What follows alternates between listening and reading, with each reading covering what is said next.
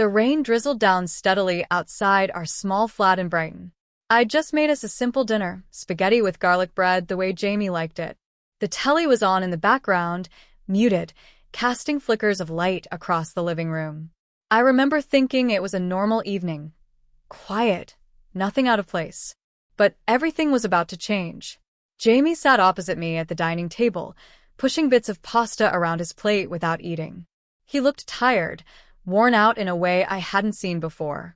His hair was a mess, and his jumper looked like it had been through one too many washes. Something was off. He cleared his throat. "Amelia, can we talk?" I nodded, trying not to seem nervous. He looked at me, really looked at me with a kind of distant pity I didn't understand. "I've been thinking about this for a while," he said, "and I need to be honest. You're draining me." I blinked. "What?" "You're always emotional. Always overthinking. I come home, and I feel like I have nothing left to give."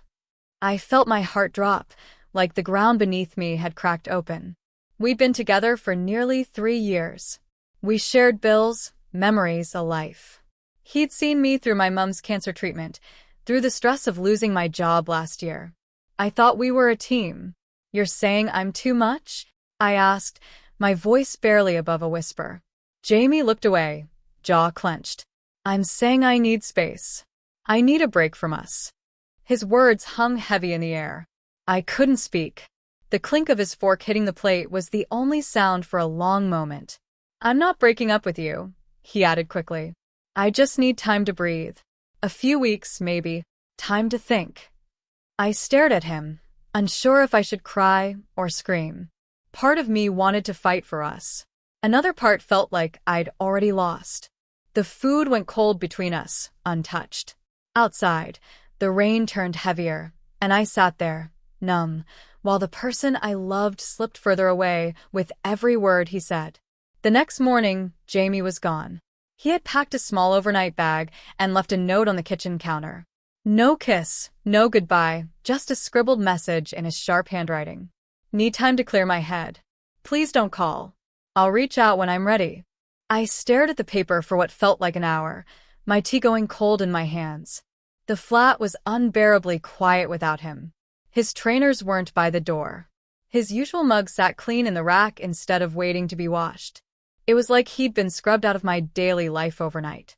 I spent the day wandering aimlessly from room to room. Every corner held a memory. The stain on the carpet from when we'd spilled red wine on our anniversary. The scratch on the wall he made moving in his record player. It all felt too loud, too painful.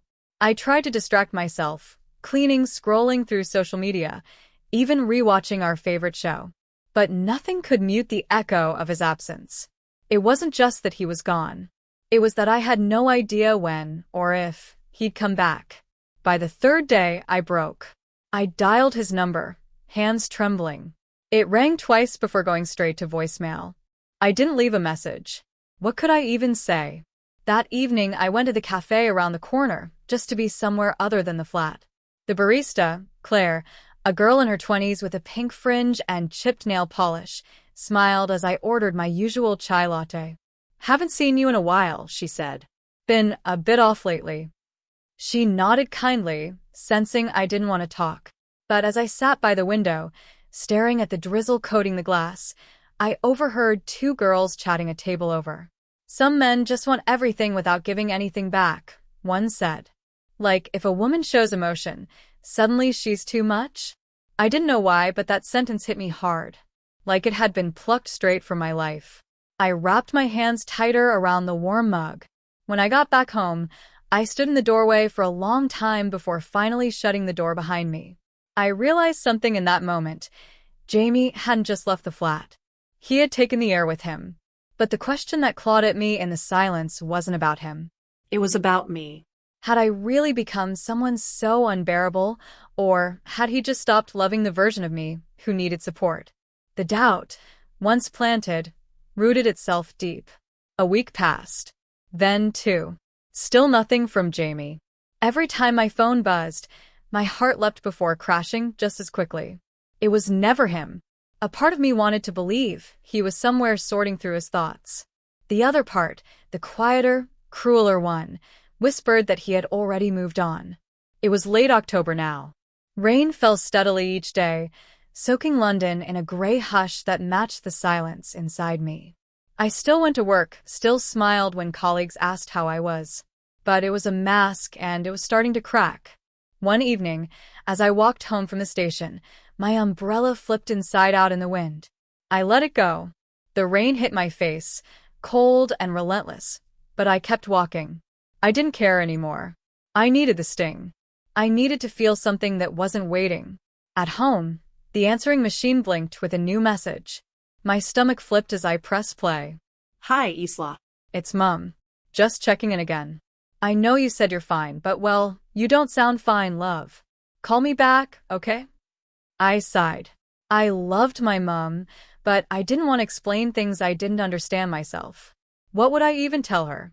That my fiancé had walked out because I cried too much and smiled too little? That I'd become a ghost in my own life? I poured a glass of wine, sat on the floor, and opened our old photo albums. There was one from the year Jamie and I went to Cornwall. We looked so happy, windswept on the cliffs, arms wrapped tight around each other. His eyes in those photos looked at me like I was his whole world. I closed the album sharply. That version of him didn't exist anymore. The next day, I ran into Lydia, Jamie's sister, outside a bookshop in Soho. She looked surprised, even a bit guilty. Isla, she said, hesitating.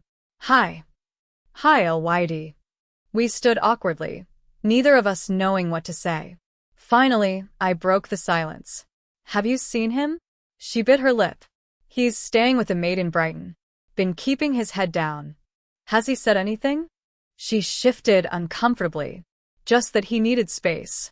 And that things got too heavy between you two. I stared at her, trying to hide the ache in my chest. Do you think he's coming back? I asked, though I hated myself for how desperate it sounded. Lydia softened. I don't know, but you deserve more than waiting in limbo. Her words stayed with me the whole walk home. I repeated them like a mantra. You deserve more. You deserve more. But when night fell and the rain returned, so did the doubt. Had I become so hard to love, or had he just grown too soft to stay? The days blurred. Work, rain, silence.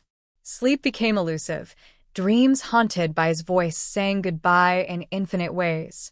One Saturday morning, I escaped my flat just to breathe different air. I wandered into a tiny coffee shop tucked between a florist and a charity bookshop in Notting Hill. It smelled of cinnamon and old wood, the kind of place where time slowed down. I ordered an oat latte and found a seat by the foggy window. The warmth of the mug in my hands was the closest thing I'd felt to comfort in weeks. Is this seat taken? The voice was unfamiliar, low, calm, and distinctly northern. I looked up to see a man around my age, perhaps a bit older, with messy dark curls and eyes the color of storm clouds. He smiled gently. No, I replied, motioning to the chair opposite mine. He settled in with his own coffee and a battered copy of the picture of Dorian Gray. We didn't speak at first, which suited me fine. I wasn't in the mood for small talk. But the quiet between us was companionable, not awkward. Eventually, he looked up from his book and said, You seem sad. Sorry, that's probably rude of me to say. I let out a small laugh, surprised at the bluntness. No, it's accurate. Break up? I hesitated. Something like that. He nodded, as if he understood too well. Name's Elliot. Isla. He offered his hand, and I shook it. It was warm, steady. We sat there for nearly an hour, talking a little, mostly not. I learned he was a history lecturer at King's College, recently moved from Manchester after a rough end to a long-term relationship. I thought she was the one, he said simply. But people surprise you. They do, I murmured. When I finally stood to leave, he didn't ask for my number, just gave me a quiet smile and said, Maybe I'll see you here again. And strangely, I hoped I would. As I walked home, something in me shifted. It wasn't romantic. Not yet. But it was the first time in weeks I'd felt like I wasn't drowning. Later that night, I found myself thinking about Jamie less and about Elliot more. His calmness. His honesty. The way he'd looked at me and seen sadness, without judgment. Maybe this was what healing looked like. Not dramatic, not instant, but found in quiet places with strangers who don't ask for anything. I didn't tell anyone about Elliot. Not yet. Some things needed to be just mine for a little while. I returned to the coffee shop the next Saturday, heart oddly light with hope. It was raining again, of course, but there was a quiet comfort in the routine. Familiar streets. Damp coat. The scent of fresh espresso. Elliot was already there, seated in the same spot, reading the same book. When he saw me, his expression shifted into something soft. Not surprise.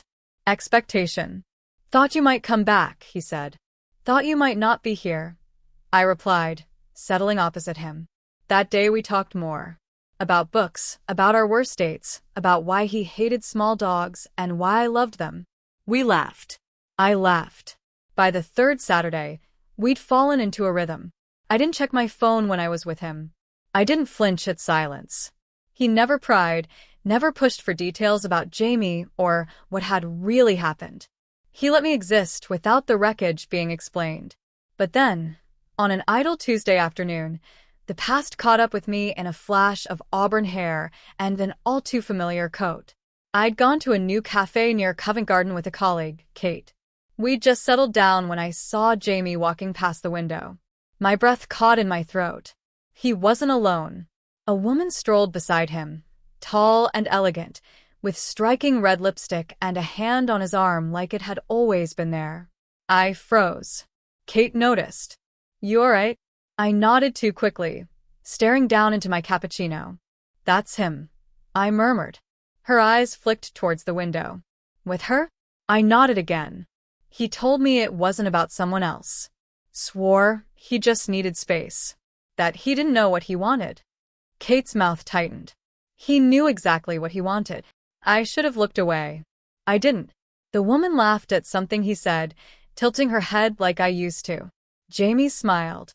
Not the polite, strained smile he'd given me in our last weeks. A real one. Bright. Certain. I walked out a few minutes later, claiming I wasn't feeling well. Kate didn't argue. That night, I cried harder than I had since the day he left. Not because I wanted him back, but because of the lie. The betrayal. He'd moved on. He already had. And the worst part? I didn't feel jealous. I felt erased. The next Saturday, I nearly didn't go to the coffee shop. But something in me knew I needed the quiet. The space. Him. Elliot looked up as I entered, and before I even sat down, he said, "Rough week." I nodded. He didn't ask why.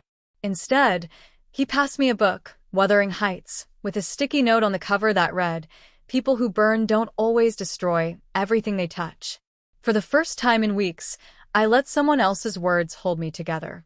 By early March, the Saturday coffee shop visits had become sacred. I no longer hesitated to go. I looked forward to them. Elliot had become more than a familiar face. He was a rhythm, a constant, the steady echo to the noise in my head. We never spoke of feelings. It wasn't necessary. Everything unspoken hung between us, humming like static. That morning, the sun dared to peek between the clouds. London wasn't warm, but it wasn't cruel either.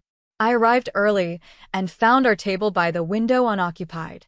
I took my seat, ordered 2 coffees without thinking. When Elliot walked in minutes later, his smile faltered for a heartbeat. "You beat me to it. I owed you one," I said, nudging his cup toward him. He sat, nodded his thanks. Then, without looking at me, he said, "You've been quieter lately." I stared at my reflection in the coffee. I saw Jamie. His eyes flicked to mine.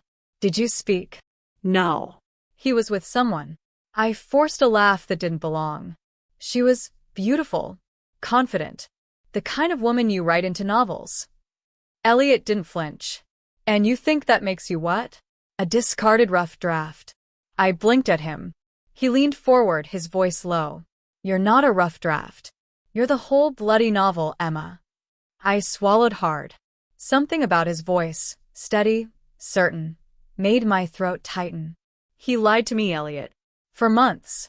Told me he needed space to find himself. Said I was too much and not enough all at once. You weren't too much. He was too small. His words struck something deep, and then something shifted. Elliot's hand brushed mine. Intentional. Warm. A question. I didn't pull away. Later that day, we wandered through Hyde Park, our coffees long gone, the air crisp with the scent of damp grass and promise. We didn't talk much. We didn't need to. At the Serpentine, I asked, "Have you always lived in London?" "Nearly. Spent a few years in Edinburgh, but I came back." "Why?" He hesitated. "Because someone I loved chose someone else." My breath caught. I hadn't expected honesty today. Not like this. "She left me for her boss," he said plainly. 3 years ago. Said I was comfortable, but not exciting. And now? He looked at me then, properly, his eyes darker than I'd ever seen. Now I realize excitement isn't love. You don't need sparks to build something that lasts. You need kindness, safety, laughter on dull Tuesdays. I smiled, but my heart ached in that quiet way hearts do when they realize they've been seen. Really seen. That night, I couldn't sleep. Not from pain, but from the humming possibility of something new. Not perfect, not fast, but real. It was a rainy Thursday when the past came knocking, quite literally. I had just settled into my flat with a cup of tea and a book Elliot had recommended, the kind that lingered in your thoughts for days. Outside, London was soaked in grays and puddles. I welcomed the quiet, the steady sound of rain against the glass. Then came the knock. 3 quick raps. Hesitant, but familiar. I opened the door, and there he was, Jamie. His hair was damp, jacket clinging to his frame, eyes wide with something unreadable. "Hi," he said. I didn't move. "What do you want?" He shoved his hands into his pockets, the same way he did when he was lying. "I've been thinking about you. About us." My pulse raced, but not from longing. From the cold grip of memories. "You made your choice." He stepped forward slightly. "I was wrong. About everything. She, Clara, left me. Said I wasn't who she thought I was." I let out a breathless, bitter laugh. "And you thought I'd what? Be waiting?" His gaze dropped. No. "Maybe. I don't know. You were always home to me, Emma." I wanted to slam the door, to tell him he had burned down every room in that home. But instead, I stepped back and let silence stretch between us. "You hurt me," I said at last. "You told me I wasn't enough." He looked up, eyes pleading. I didn't mean it. I was scared. Of settling. Of being ordinary. "You made me feel small," I said, voice firm. Like love had to be earned with perfection. Jamie shook his head. "I see now that you were the best thing in my life." I crossed my arms. "That's your tragedy, not mine." Before he could say more, my phone buzzed. A message from Elliot. "Hope your day's been kind. Fancy dinner tomorrow?" I found a place that serves proper pie. My heart swelled at the simplicity of it. I looked back at Jamie, standing there like a ghost from a chapter long closed. "I've moved on," I said, not cruelly but clearly. "I don't want what we had. I don't want you." He flinched, then nodded slowly. "Goodbye, Emma." As the door closed, I felt it, not a sharp pain, not regret. Just a quiet relief. The kind that comes from surviving something and finally putting it down. Later that night, I replied to Elliot, "Dinner sounds lovely. Let's try that pie." And just like that, the future felt closer than ever. The restaurant Elliot had chosen was tucked away down a narrow cobbled street in Hampstead, the kind of place you'd walk past if you didn't know it was there. Soft jazz floated through the air, mingling with the warm scent of roasted herbs and slow-cooked meats. He stood to greet me when I arrived, that familiar glint of kindness in his eyes. "You look lovely," he said, pulling out my chair. I smiled. "You always say that." "Because it's always true." Dinner passed in a flow of laughter, shared stories, and spoonfuls of flaky pastry filled with rich, comforting warmth. There was an ease between us, like we were 2 pages from the same book. At one point, Elliot reached across the table, gently brushing his fingers against mine. "You've been through a lot," he said. I know I came into your life just as the storm was ending. I don't want to rush anything. I care. Deeply. I held his gaze. You never made me feel like I had to be anything but myself. That's new for me. He smiled, eyes crinkling. You're more than enough, Emma. Always have been. Something softened inside me. The walls I'd built so carefully around my heart no longer felt necessary with him. Not because he demanded their removal, but because he made safety feel real. As we stepped out into the chilly night, he offered me his arm. We walked slowly, our footsteps echoing along the pavement, mist curling around the streetlights. Can I see you again this weekend? He asked. I nodded. Yes. I'd like that. We paused at the corner, where we'd part ways. There was a beat of silence before he leaned in and kissed my cheek, tender and unhurried. Good night, Emma. Good night, Elliot. I walked home with a smile that didn't fade. For the first time in what felt like forever, I wasn't haunted by what had been. I was looking forward to what could be. The past had tried to return, but I had chosen differently. This time, I chose myself. And maybe, just maybe, I was choosing something better. The following week was filled with a strange mixture of excitement and nervous anticipation. I hadn't expected to feel so eager about seeing Elliot again, yet the thought of him seemed to linger in my mind more than I cared to admit. The weekend arrived, and as promised, Elliot took me to a small but charming cafe in Covent Garden. We found a corner table by the window, where the golden afternoon light streamed in, casting a soft glow across the room. He looked even more handsome than I remembered, his smile as warm as ever. So, he began as we sipped our drinks. How have you been? Really been? I hesitated, the weight of the question sinking in. I'd gotten so used to putting on a brave face, to hiding the scars of my past under layers of forced normalcy. But now, with Elliot, it felt like I could actually speak the truth. I've been good, I said, my voice faltering slightly. Better, actually. I'm not sure I even realized how much I needed someone who understood me without needing to fix everything. He leaned back, his eyes never leaving mine. I'm glad. But, you don't have to hide anything from me. A part of me wanted to stay guarded, to protect the fragile peace I'd started to build. But in that moment, I realized that holding on to my past would only keep me from truly embracing the future. With him. Before I could respond, a familiar voice interrupted our quiet conversation. I looked up to see Chloe, the woman from my past, the one who had tried so hard to disrupt my relationship with Daniel. She was standing just a few feet away, her eyes scanning the room as if searching for someone. The moment our eyes met, I felt an unexpected rush of emotions. I hadn't seen her in months, and yet, there she was, the person who had once been so integral to my heartbreak. Emma, she said, her voice dripping with fake sweetness. I didn't expect to see you here. With him. Her words were sharp, but I refused to let them rattle me.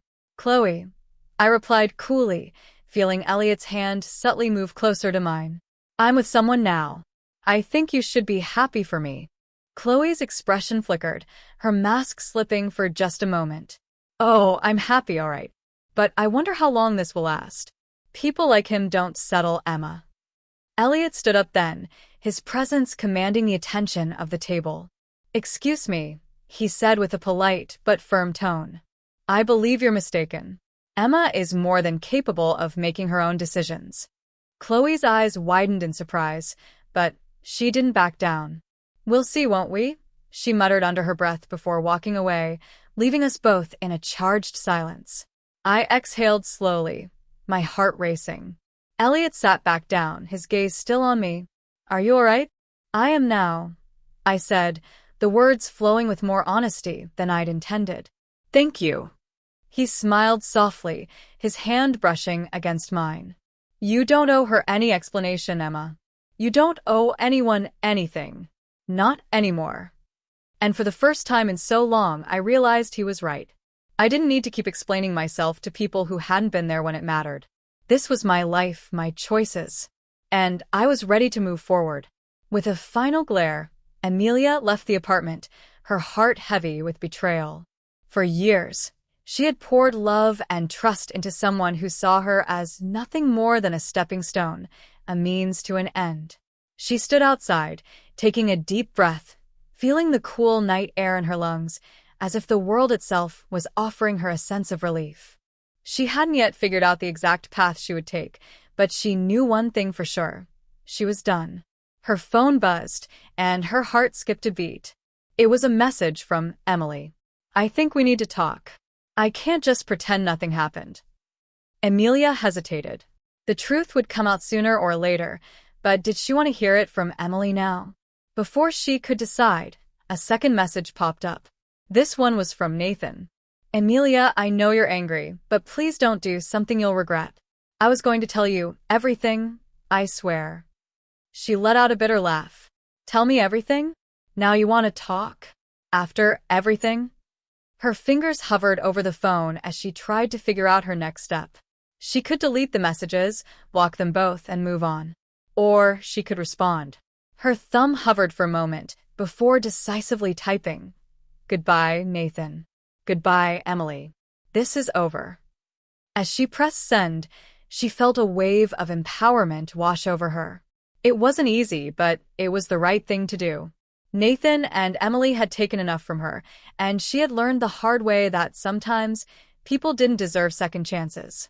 She stood there in the middle of the street, with nothing but the sound of the distant city around her. For the first time in a long while, she felt free. She didn't need anyone to define her. She could rebuild, start over, and find happiness on her own terms. With a final glance at her phone, she walked away into the night, ready to embrace whatever the future had in store.